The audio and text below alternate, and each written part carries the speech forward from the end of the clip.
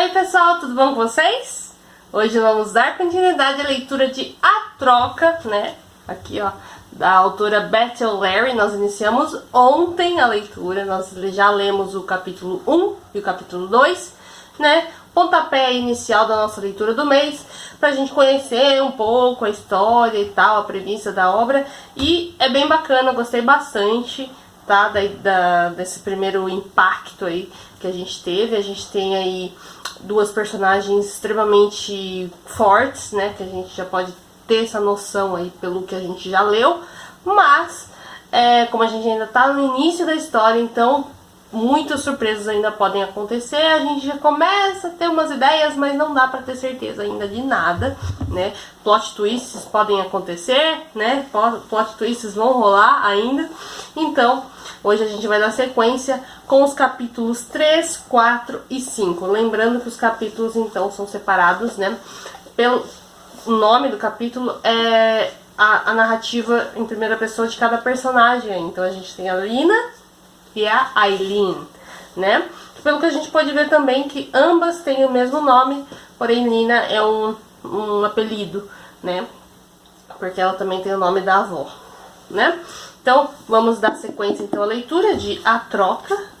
Muito legal. Antes de mais nada, já vou pedir meu like, já vou pedir que você se inscreva no canal se ainda não for inscrito, que você ative as notificações para não perder nenhum vídeo e também que você compartilhe muito com seus amigos. Se você já leu A Troca ou qualquer outra obra da Beth O'Leary, no caso do Teto para Dois, né, que é um livro bastante conhecido dessa autora, deixa aqui nos comentários para eu saber, tá bom? Vou deixar aqui o link da Amazon para você comprar o que você quiser e também o link para você adquirir A Troca, nessa edição lindona da Intrínseca. Olha só que capa linda, né, gente? Muito mimosa. Tá? Essa aqui que eu tenho é do Clube Intrínseco, que eu recebi em setembro, tá? Vou deixar aqui nos cards também eu fazendo o unboxing da primeira caixinha. E também, gente, vou mostrar pra vocês, olha só que coisa mais linda, essa camiseta da minha parceira Sugoi, que é a camiseta oficial do Projeto Lendo Clássicos. É a primeira camiseta do Projeto Lendo Clássicos, porque Vidas Secas será o primeiro livro que nós vamos trabalhar aqui no nosso projetinho.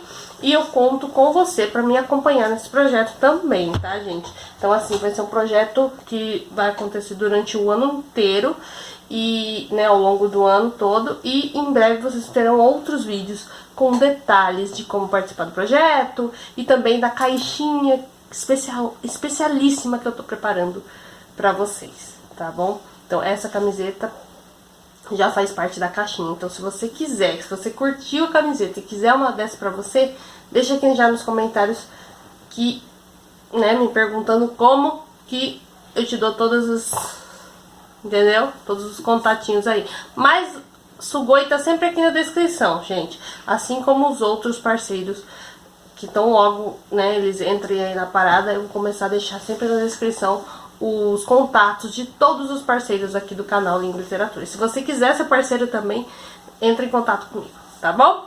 Então, vamos parar de, né, falar coisa e vamos começar a leitura aqui, né, retomar a leitura. Hoje a gente então vai ler o capítulo 3, o 4 e o 5, tá bom? Capítulo 3 é o capítulo da Lina, tá bom? Da neta. Então, vamos lá. Acordo às 6h22. 22 minutos depois do meu alarme habitual e me sento rapidamente na cama, com um arquejo. Acho que a razão do susto é o silêncio estranho, a ausência do alarme animado e horroroso do celular. Demoro algum tempo para me lembrar de que não estou atrasada. Não preciso me levantar e ir para o escritório. Na verdade, eu nem posso voltar lá. Deixo a cabeça cair de novo no travesseiro, enquanto o horror e a vergonha voltam com força total. Dormi muito mal, presa em um loop infinito de lembranças daquela reunião, sempre semi-acordada, até que quando finalmente adormeci, sonhei com Carla, com uma das últimas noites que passamos na casa da mamãe, o corpo frágil da minha irmã, aconchegado contra o meu, como de uma criança. Ela me cutucou depois de algum tempo. Pare de molhar o travesseiro todo, disse. Mas então me beijou no rosto e me mandou preparar um chocolate quente noturno.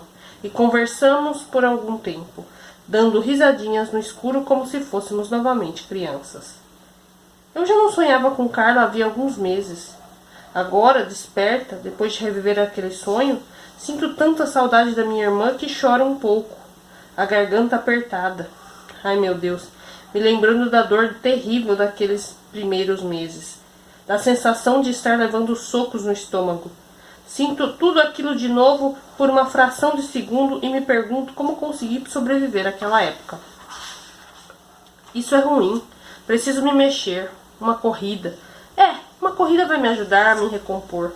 Visto a calça de ginástica chique da Lululemon que Ethan me deu de aniversário e uma camiseta velha. E então saio de casa.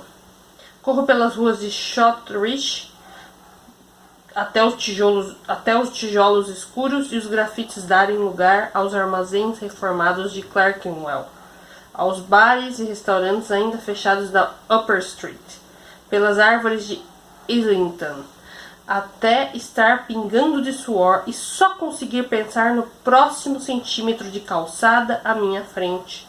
O próximo passo, o próximo passo, o próximo passo.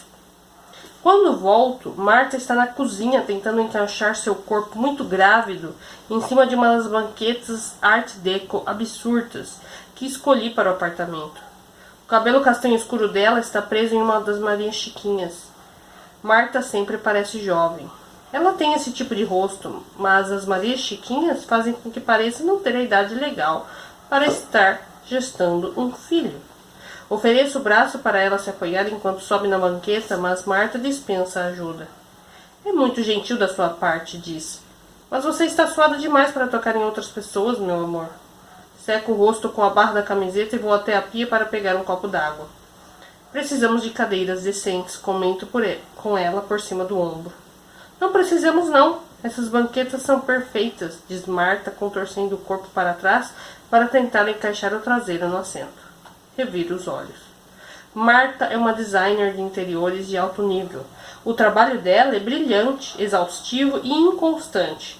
Os clientes são tão exigentes que parecem um pesadelo, sempre ligando para ela nos horários mais aleatórios, só para surtarem sobre tecidos para cortinas. Mas por outro lado, ela consegue descontos em mobílias de grife e vem contribuindo para a decoração do nosso apartamento com uma variedade de peças estilosas que ou não servem para nada, como o vaso em forma de W no peitoril da janela.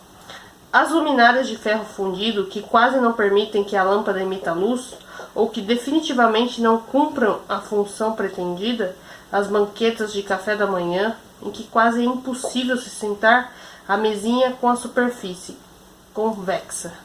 Ainda assim, tudo parece deixar Marta feliz, e é tão raro eu estar por aqui que nada disso me incomoda muito.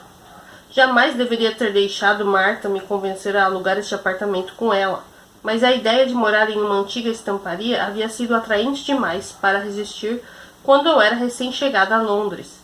Agora é só um espaço muito caro em que eu posso cair dura na cama, e nem me dou conta do que estamos fazendo é, ao que parece, viver em uma comunidade de artistas.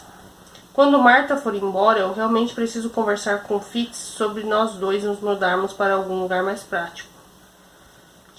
Tirando a velhinha esquisita dos gatos, vizinha da porta, todo mundo que mora neste prédio parece ter uma barba hipster ou uma startup. Realmente não sei se Shoreditch é o lugar certo para nós. Você conseguiu falar com a Yas ontem à noite? Pergunto e me sirvo de outro copo d'água.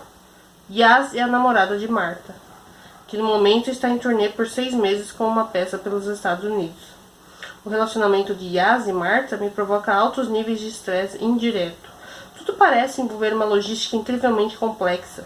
Sempre há fusos horários diferentes e trocas transatlânticas de documentos importantes, além de tomadas de decisões de vida cruciais por ligações de WhatsApp com problemas de conexão. Essa situação em que as duas vivem no momento é um excelente exemplo de estilo delas. Yas vai voltar daqui a 8 semanas para tomar posse de uma casa, que ainda precisa ser comprada, e se mudar com a namorada grávida antes da chegada do bebê, que está programada para alguns dias depois da mudança. Só de pensar em tudo isso já começa a suar frio. Sim, a Yas está bem, diz Marta, enquanto passa a mão distraidamente na barriga. Não para de falar de Chekhov e de jogos de beisebol. Você sabe, bem no estilo Yes de ser. O sorriso fica mais largo e ela dá um longo bocejo. Mas ela está emagrecendo demais, precisa de uma boa refeição. Disfarça um sorriso. Marta pode não ser mãe ainda, mas desde que a conheci, sempre tratou todos ao seu redor de forma maternal. Alimentar as pessoas é um dos seus ataques de bondade preferidos. Marta também insiste em trazer amigos da aula de pilates para tomar chá, na esperança descarada de que possam fazer de Fitz, nosso outro colega de apartamento, um homem comprometido. Falando de Fitz, checo a hora no relógio inteligente.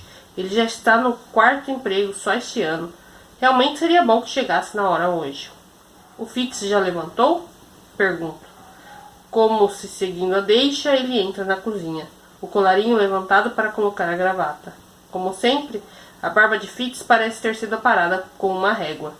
Moro com ele há 3 anos e ainda não estou nem perto de entender como que ele consegue isso. Fitz sempre parece tão enganosamente composto. A vida dele está em um permanente estado de desordem, mas as suas meias nunca deixam de estar passadas à perfeição. Em defesa de Fitz, suas meias estão sempre à mostra. Ele usa calças alguns centímetros mais curtas do que o padrão e são muito mais interessantes do que as meias das pessoas comuns. Ele tem um par com estampa do Bob Esponja, outro com respingos lembrando uma pintura de Van Gogh, e o seu par favorito são as meias políticas, entre aspas, que tem os dizeres: o Brexit é babaquice, ao redor do tornozelo. Levantei. A pergunta é: por que você está de pé, mulher de férias? Ironiza Fitz, enquanto termina de dar o nó na gravata fina. Ah, Lina, diz Marta. Desculpe, esqueci totalmente que você não ia trabalhar essa manhã. Ela me encara com carinho. Como está se sentindo? Péssima, confesso. E também com raiva de mim mesma por estar me sentindo péssima, porque quem se sente péssima por ter recebido férias remuneradas de 2 meses? Mas eu não paro de me lembrar daquela reunião. Então, tudo que eu tenho vontade de fazer é me encolher em posição fetal. A posição fetal não é tão estática quanto as pessoas pensam, observa Marta. Ela faz uma careta e esfrega a lateral da barriga. Mas isso é totalmente natural, meu bem. Você precisa descansar. É isso que o seu corpo está lhe dizendo. E precisa se perdoar. Só cometeu um errinho de nada.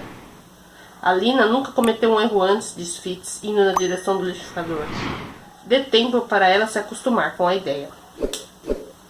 Fecho a cara. Já cometi erros, sim. Ah, por favor, senhorita perfeitinha. Diga um, pede Fitz, lançando um olhar desafiador por cima do ombro. Marta repara na minha expressão irritada e estende a mão para apertar o meu braço com carinho, mas logo se lembra de como estou suada e opta por dar um tapinha simpático no meu ombro. Tem planos para o fim de semana? Pergunta ela. Na verdade, vou para Heinlein, digo e checo o celular.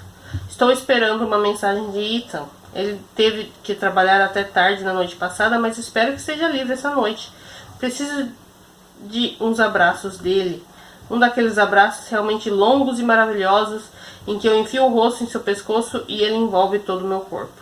Jura? Diz Fitz, fazendo agora a própria careta. Ir para o norte, ver a sua mãe. É isso que você quer fazer agora? Fitz, repreende Marta. Acho uma ótima ideia, Lina. Ver a sua avó vai fazer você se sentir muito melhor. E você não precisa nem ver a sua mãe se achar que não está pronta. Ethan vai? Provavelmente não. Ele está com aquele projeto de Swindon. O prazo de entrega é na próxima quinta-feira. Ethan está praticamente morando no escritório. Fitz liga o liquidificador bem nesse momento. Ele não precisa dizer nada. Sei que acha que Ethan e eu não priorizamos um ao outro. É verdade que não nos vemos tanto quanto gostaríamos. É verdade que trabalhamos para a mesma empresa, mas estamos sempre alocados em projetos diferentes. Em geral, em zonas industriais bem distantes uma da outra. Mas esse é um dos motivos pelos quais Ethan é tão incrível. Ele entende como o trabalho é importante.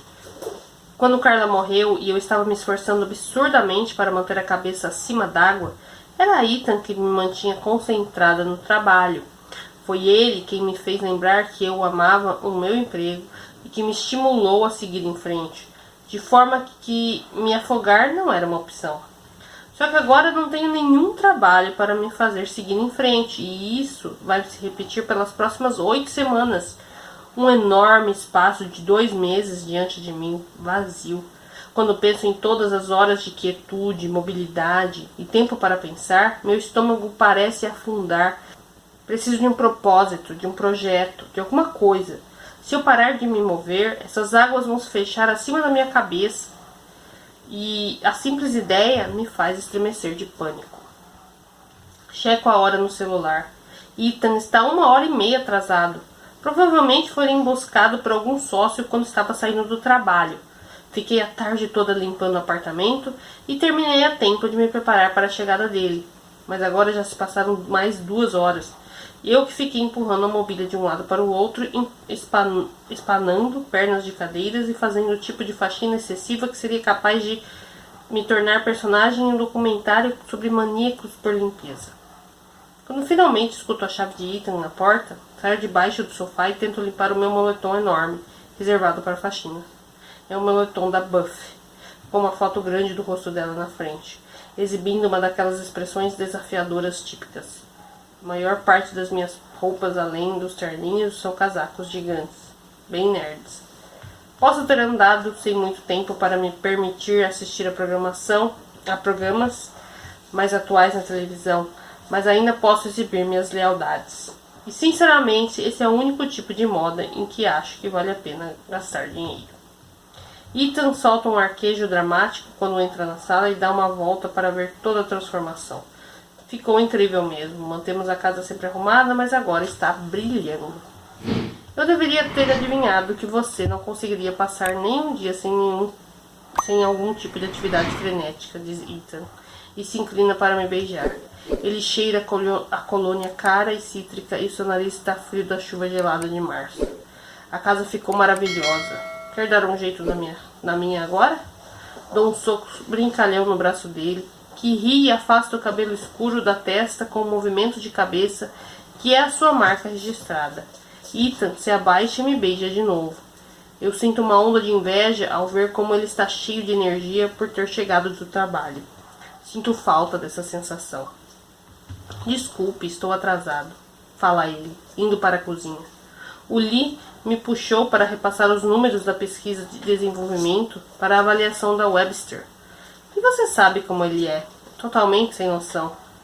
Como você está, meu anjo? Pergunta por sobre o ombro. Meu estômago fica embrulhado.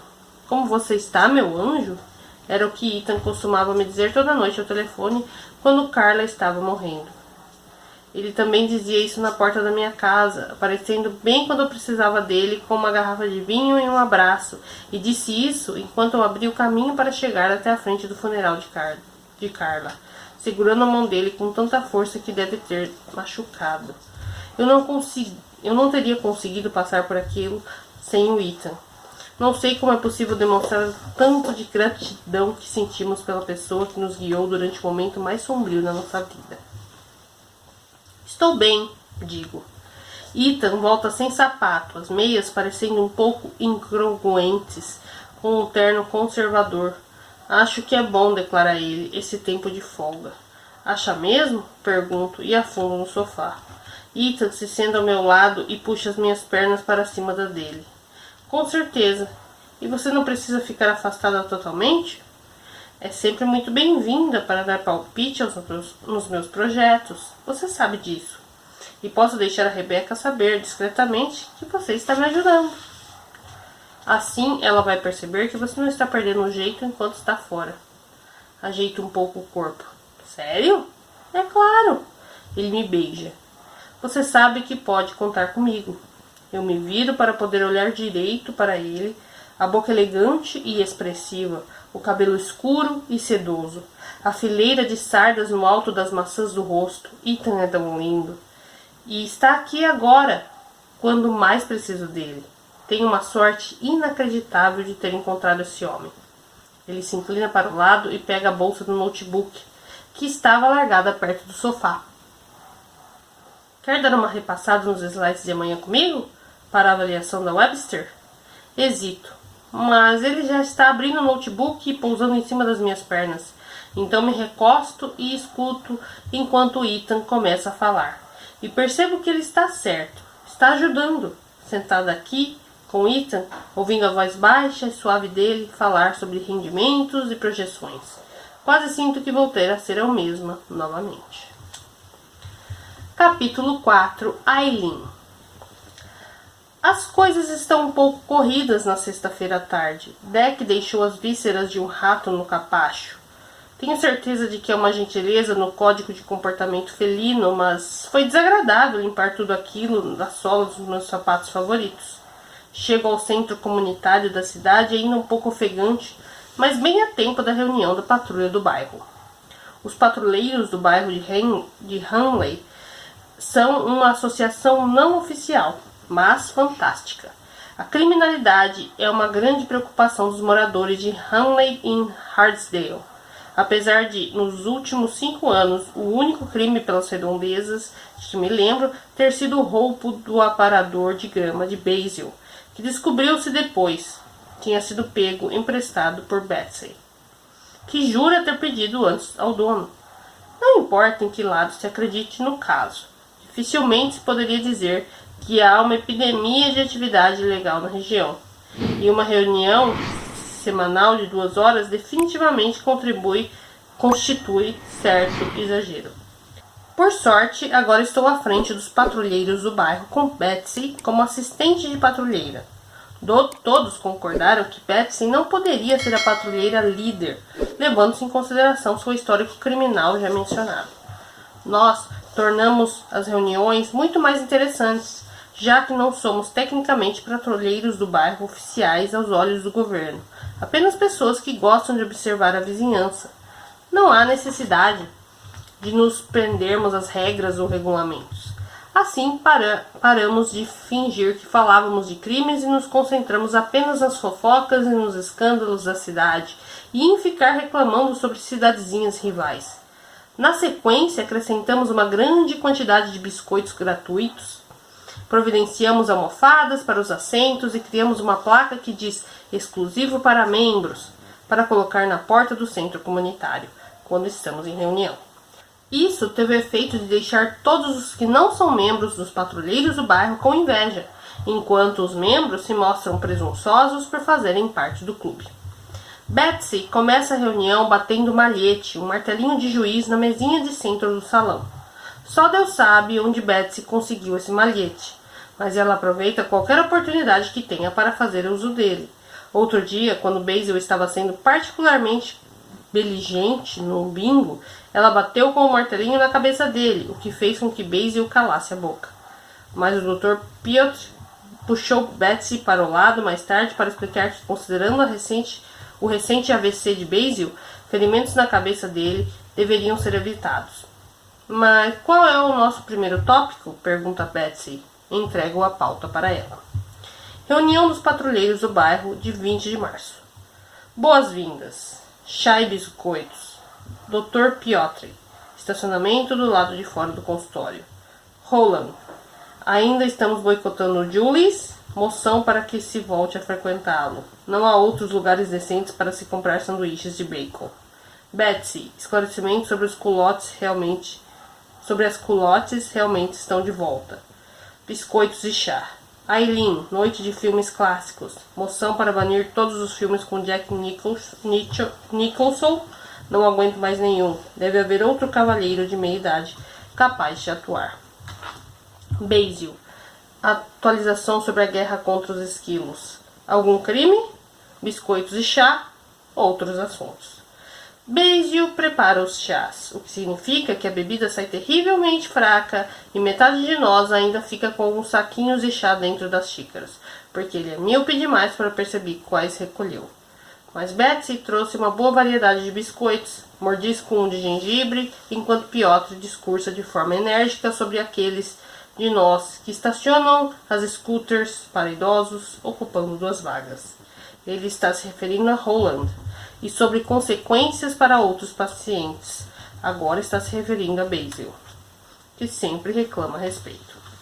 Eu me lembro da lista em cima da minha mesa de jantar e me distraio tentando me imaginar fazendo amor com o Dr. Piotr. Isso tem como consequência um pedaço de biscoito de gengibre descendo pelo caminho errado na minha garganta, o que leva a um breve momento de pânico da reunião. Enquanto todos dão tapas nas minhas costas, Betsy está se preparando para fazer a manobra de Heimlich quando recupero a voz e informo a todos que estou bem. E que, caso chegue um momento em que eu esteja me engasgando de verdade, prefiro que seja Piotr a fazer qualquer manobra. Trocamos um olhar bem humorado por cima da cabeça de Betsy quando digo isso. Eu me pergunto, então, com um lampejo de esperança, se aquele olhar pode ser considerado um ligeiro flerte. Embora já faça algum tempo que algo semelhante tenha acontecido comigo e eu não saiba exatamente como detectar.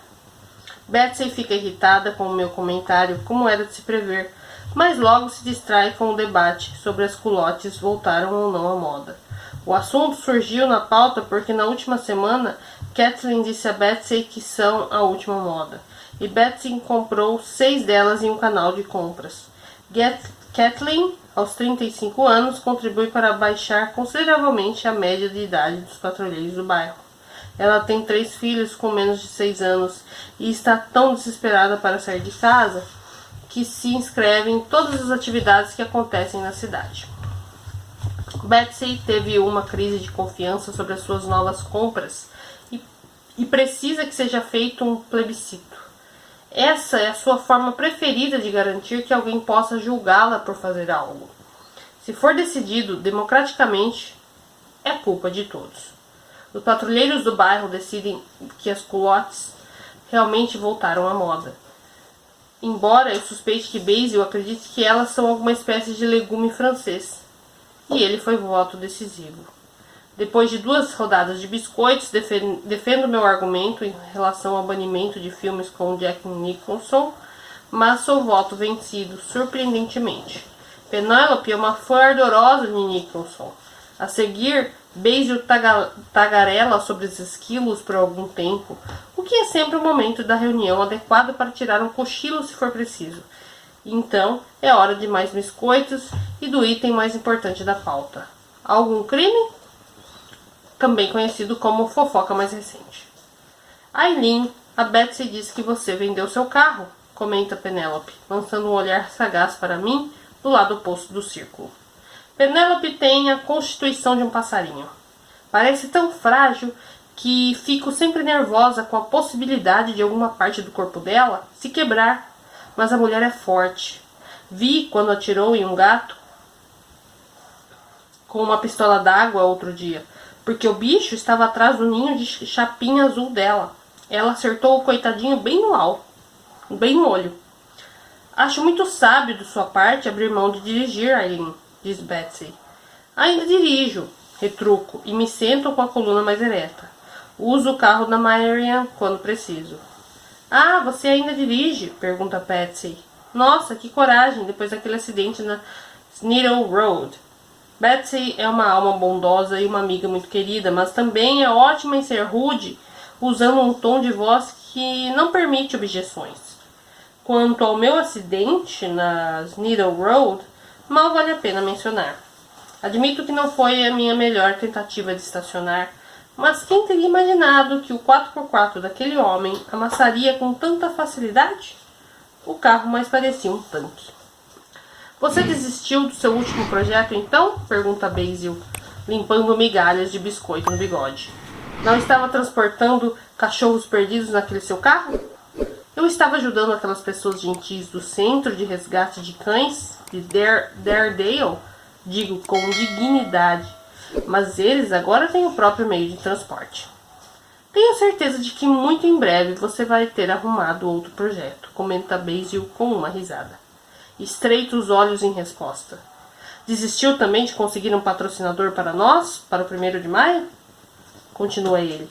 Nenhum negócio importante se dispôs a emprestar o seu nome à festinha de um vilarejo? Cerro os dentes. A verdade é que eu estou sim, tendo dificuldades para encontrar um patrocinador para a festa de 1º de maio. Achei que poderíamos destinar qualquer renda extra que angariássemos para ajudar a instituição de combate ao câncer, que fez tanto por Carla, em vez de apenas cobrir os custos como em geral fazemos. Mas hoje em dia é difícil até conseguir que alguém fale com você nas grandes empresas de Leeds. E os negócios locais com quem eu entrei em contato estão todos cortando custos, sem dinheiro sobrando para investir. Imagine só, diz Basil com uma gargalhada.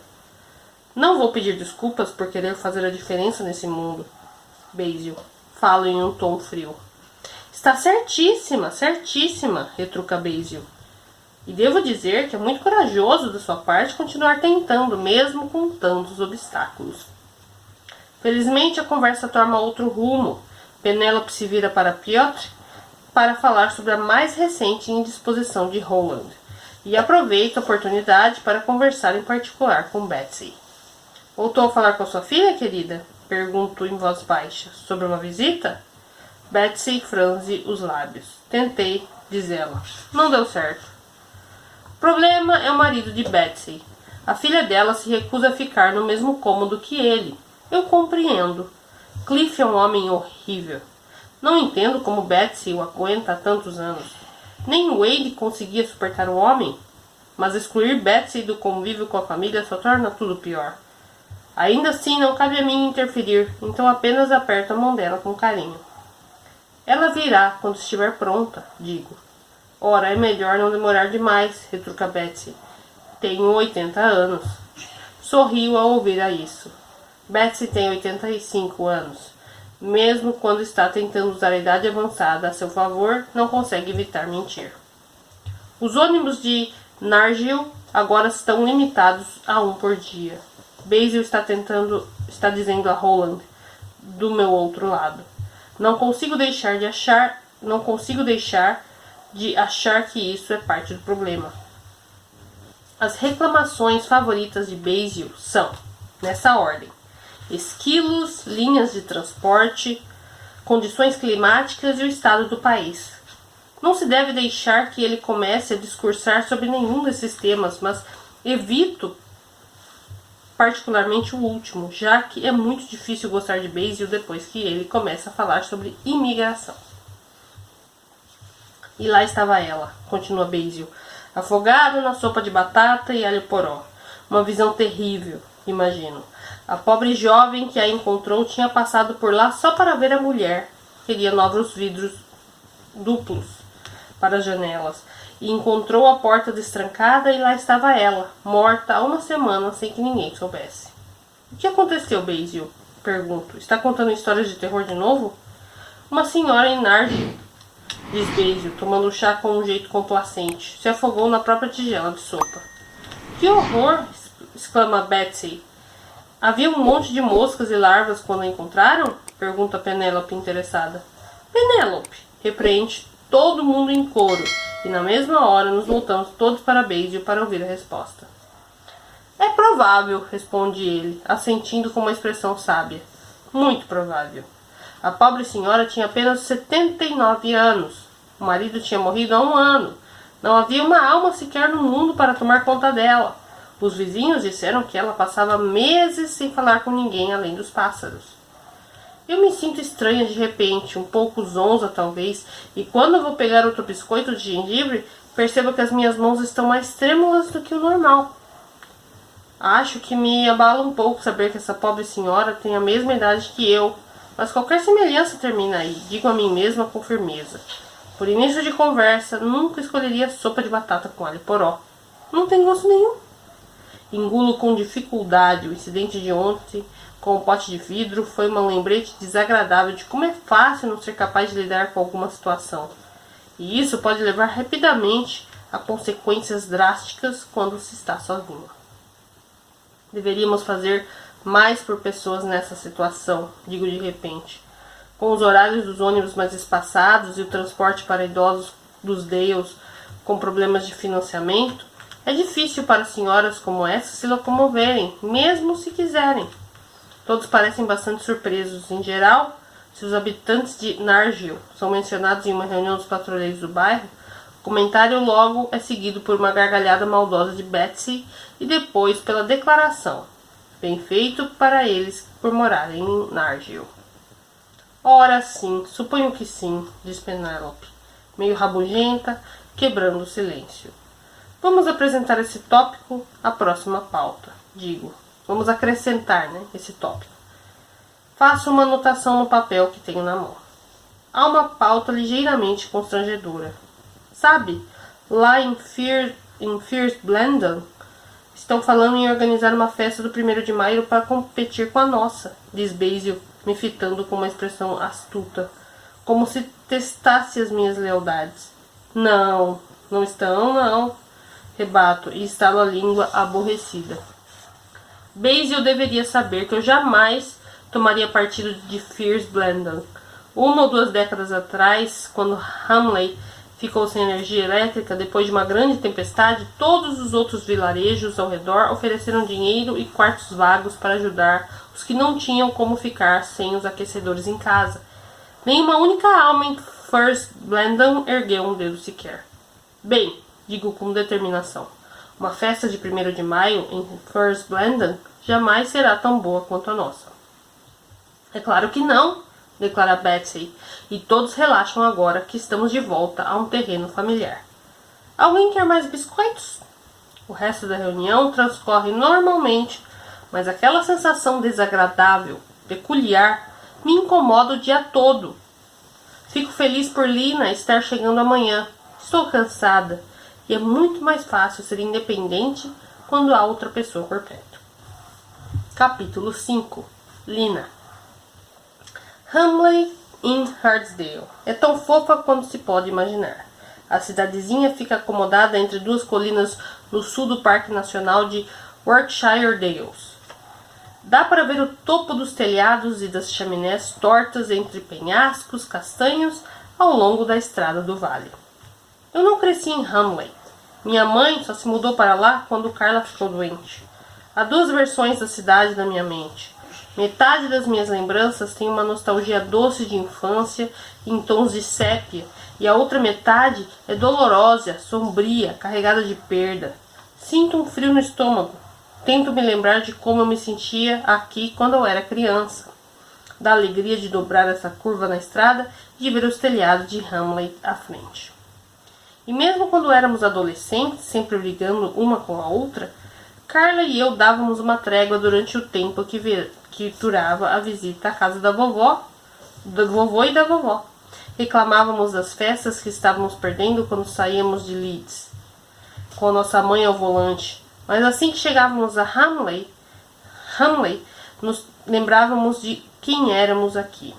E não demorava para a cidra contrabandeada e beijos em garotos quase saídos do colégio nos parecer coisas ligeiramente absurdas, como se fizessem parte da vida de outra pessoa. Passávamos o dia todo ao ar livre, juntas, colhendo amoras em vasilhas velhas com as tampas rachadas, sem nos importar com os arranhões nas pernas recém-depiladas, até estarmos de volta em casa, exibindo-as por baixo das saias uniformes, sempre enroladas na cintura para ficarem mais curtas. Observa as cores do Dales se estendendo pela janela encardida do ônibus, vermelhos, castanhos, verdes, o cinza arenoso das paredes de pedra. Os carneiros levantam os olhos sonolentos quando passamos.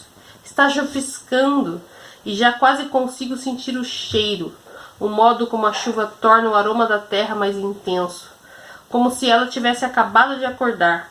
O ar é mais puro aqui. Não no ônibus, é claro. O ar do ônibus cheira a sono de horas e ao sanduíche de frango com molho indiano de alguém. Mas sei que assim que eu descer, a primeira inspiração será maravilhosa.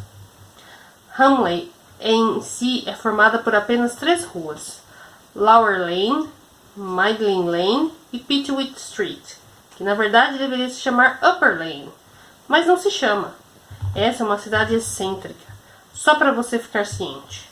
As casas são em sua maior parte chalés sólidos de calcário com telhados tortos de ardósia, e mais no extremo de Midland Lane há um novo conjunto habitacional.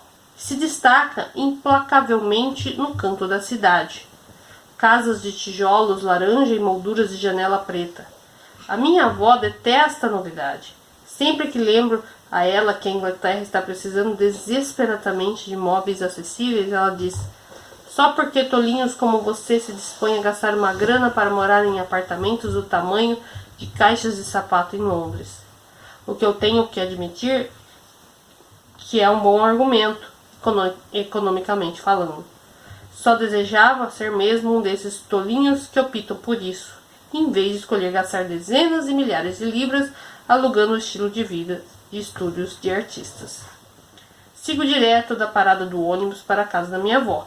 E me pego desviando o olhar quando passo caminhando pela entrada da rua da minha mãe, como fazemos ao vislumbrar um acidente de trânsito em uma rodovia, terrivelmente conscientes de sermos atraídos pela cena, pelo canto dos olhos.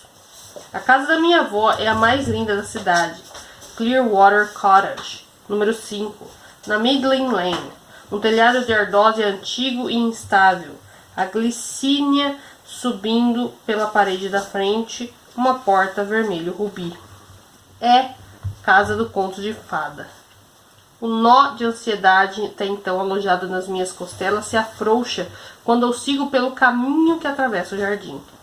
Levanto a aldrava para bater. Lina, ouço a voz da minha avó. Franzo o senho. Olho para a direita, para a esquerda, então para cima. Vó, digo com um gritinho agudo. Minha avó está encarapitada no meio da macieira que fica à esquerda da porta da frente. Está quase na altura das janelas do segundo andar da casa, com cada pé apoiado em galhos diferentes, usando calças de brim e uma blusa marrom. Ambas se camuflando com perfeição as cores da árvore. Se não fosse pelo cabelo branco, eu não teria notado. O que você está fazendo aí em cima, pelo amor de Deus? Podando, grita. Ela acena com um artefato grande e afiado para mim. Estremeço. Aquilo não me tranquiliza em nada. Você está muito no alto, digo, tentando ser delicada. Não quero dizer que ela está velha demais para isso, mas só consigo pensar em um episódio daquela série médica 24 horas na emergência, em que uma senhora idosa cai de uma cadeira e quebra 6 ossos.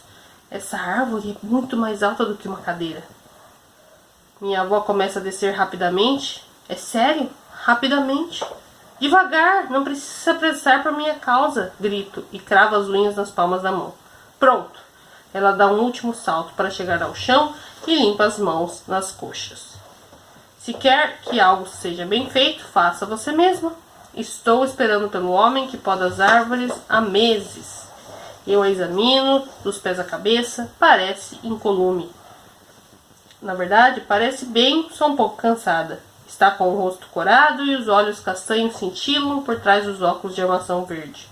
Estendo a mão para tirar uma folha do seu cabelo e o ajeito no penteado solto e ondulado que ela usa na altura do queixo. Ela segura a minha mão e aperta. Oi, meu bem, diz o rosto se iluminando em um sorriso. Chocolate quente? Vovó faz chocolate quente do jeito certo, no fogão, com creme e chocolate, de verdade. É o mais puro exagero servido em uma xícara. Carla costumava dizer que quem tomasse mais de um não teria espaço para qualquer outra refeição pelo resto do dia. E é a minha coisa favorita da vida. Procuro ajudar e guardo os pratos que estão no secador ao lado da pia, enquanto a vovó mexe o chocolate. Há meses que eu não venho aqui. A última vez foi quando meu avô Wade foi embora, no fim do ano passado. Mas tudo ainda me parece exatamente do mesmo jeito. A madeira alaranjada dos rodapés e dos móveis da cozinha, os tapetes estampados, desbotados, as fotos meio tortas de família emolduradas na parede. Nem parece que o meu avô não está mais aqui. Ou melhor, nem parece que ele já morou aqui. Acho que ele não levou nada, a não ser as suas roupas. Clearwater Cottage sempre pareceu ser a casa da minha avó, não dele. O meu avô só ficava em uma poltrona no canto da sala, ouvindo programas de rádio e ignorando todo mundo. Foi um choque quando ele fugiu com a professora de dança de salão. Não porque eu achasse que ele amasse a vovó, mas porque nunca imaginei que ele fosse do tipo que fugiria com quem quer que fosse. O meu avô é o tipo de pessoa que gosta de ter alguma coisa de que reclamar, mas que nunca faz realmente nada em relação a isso. Eu só posso deduzir que a professora de dança foi quem mais se esforçou no processo de sedução.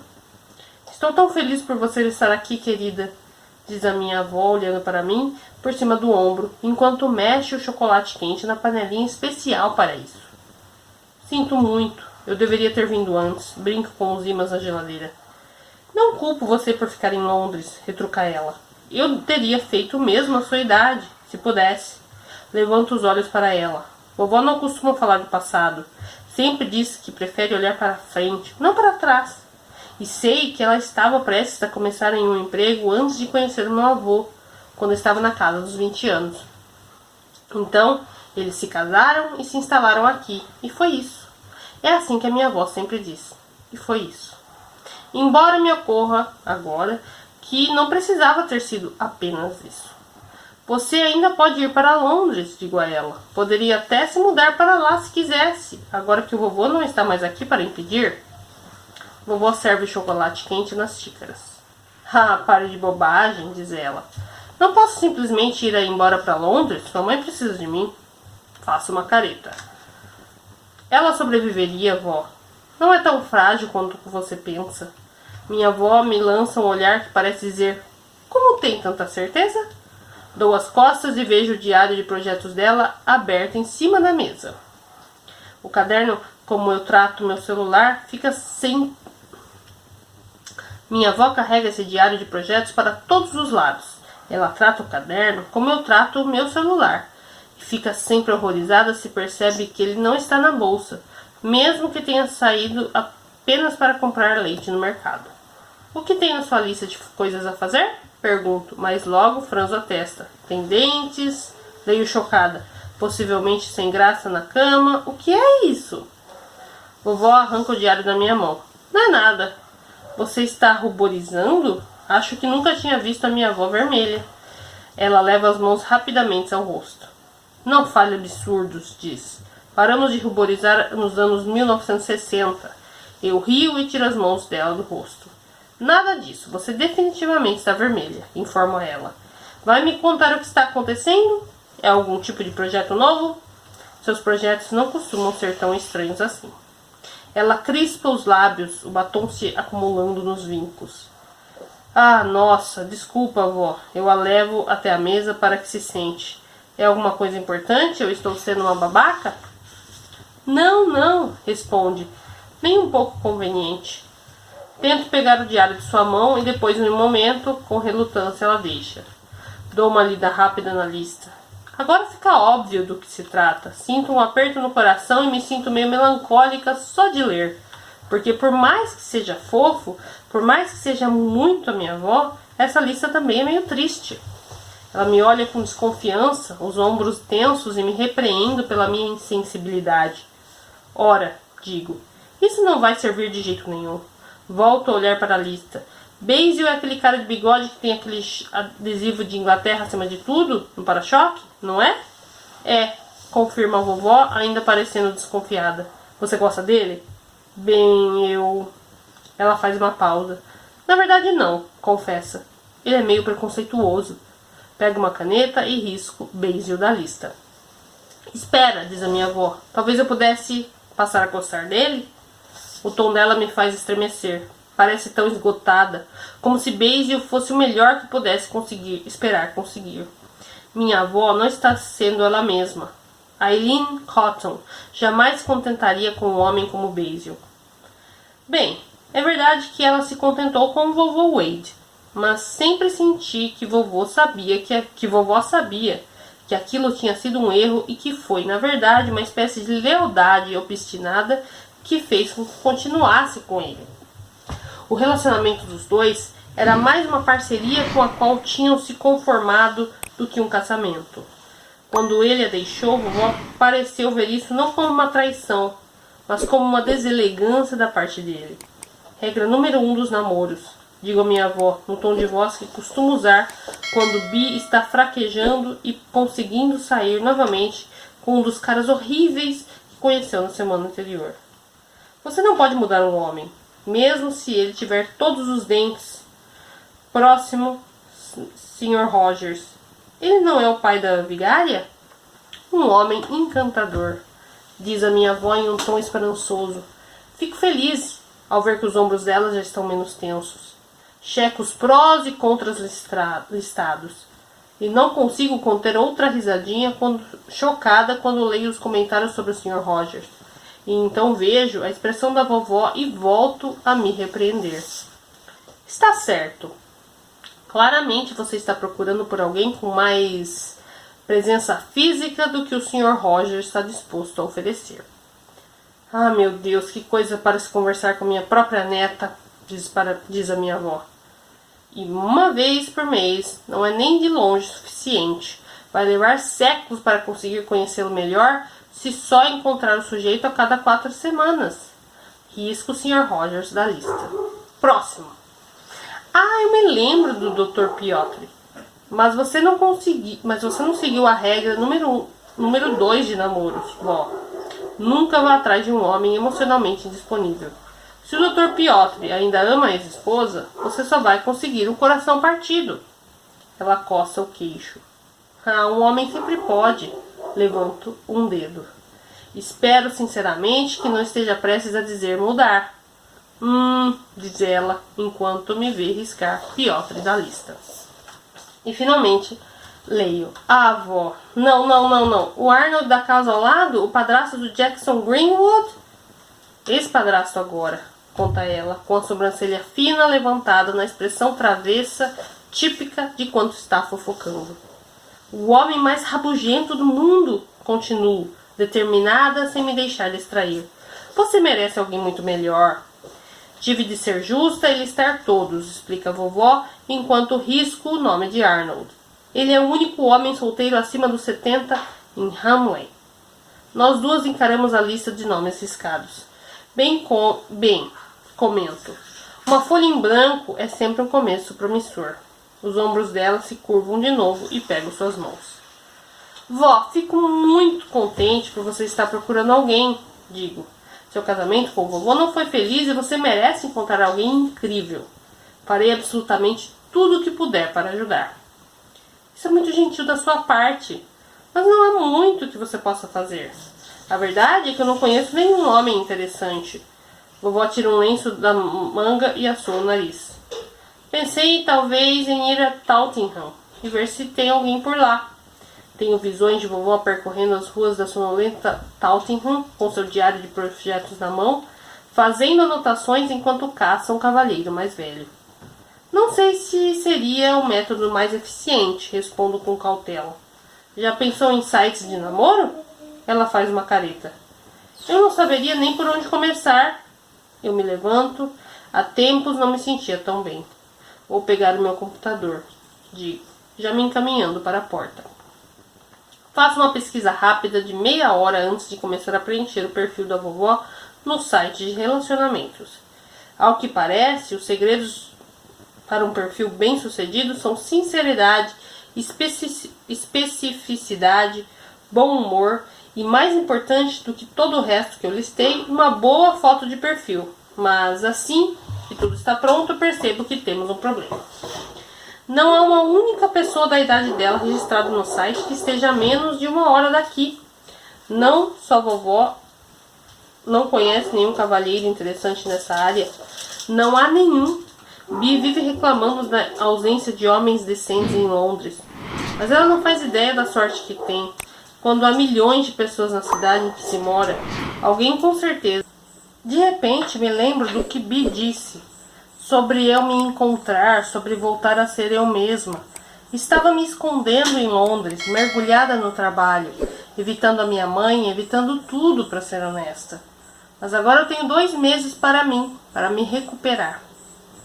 E como não consigo nem olhar para a casa onde Carla faleceu, tenho a sensação de que este talvez seja o lugar para começar. Vó, e se nós trocássemos? Pergunto.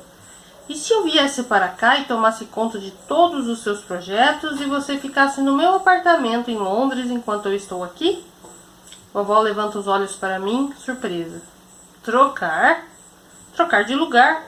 Você vai realizar o seu sonho, tentar encontrar um homem interessante disponível em Londres, viver a sua aventura, lembrar a si mesma de quem era antes de se casar com o vovô Wade. E eu fico aqui para experimentar um pouco da vida do interior, tentar organizar a minha cabeça em relação a tudo o que aconteceu. E vou tomar conta dos seus projetos e ajudar a mamãe se ela precisar. Farei o que você faria por ela, entende? Qualquer compra, o que for. Eu me sinto um pouco zonza de repente. Seria uma boa ideia? É algo bem arriscado, até para os meus padrões. A expressão da vovó agora é pensativa. Você ficaria aqui e estaria à disposição de Marian quando ela precisasse? Posso ver o que está passando pela cabeça dela. Vovó nunca fala a respeito, mas sei que está desesperada para que eu e minha mãe voltemos a nos falar desde a morte de Carla. Na verdade, acho que minha mãe está lidando muito melhor com a situação do que a vovó pensa. Ela certamente não precisa de babá, mas se minha avó precisa acreditar que farei tudo o que ela faz pela minha mãe, então... Sim, claro, com certeza. Viro a tela do computador para ela. Olha só, vó, 400 homens só esperando para conhecer você em Londres. Ela volta a colocar os óculos. Nossa, diz olhando para as imagens na tela. Então, volta a tirar os óculos e baixa o olhar para a mesa. Mas também tenho outras responsabilidades aqui. Os patrulheiros do bairro, Ant e Deck, tenho que levar essas pessoas ao bingo. Eu não poderia pedir que você tomasse conta disso tudo. Disfarço um sorriso diante da imensa lista de responsabilidades da minha avó. Você não está pedindo. Estou me oferecendo, digo a ela. Há um longo silêncio. Parece uma ideia meio maluca, comenta a vovó por fim. Eu sei, e é mesmo meio maluca, mas também acho que é brilhante. Sorrio. Não aceitarei um não como resposta, e você sabe que sempre que falo isso é para valer. Ela parece achar divertido. Isso é verdade. Vovó solta o ar lentamente. Meu Deus, você acha que consigo dar conta de viver em Londres? Ah, por favor. A pergunta, avó, é se Londres consegue dar conta de você. E aqui a gente termina o capítulo 5 com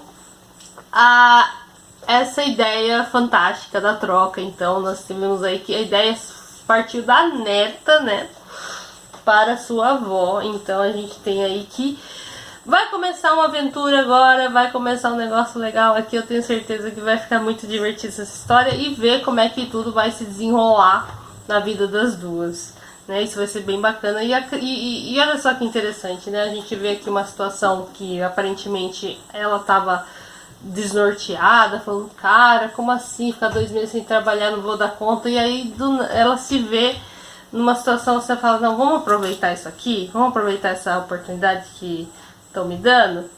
E aí ela teve essa ideia fantástica de trocar com a avó.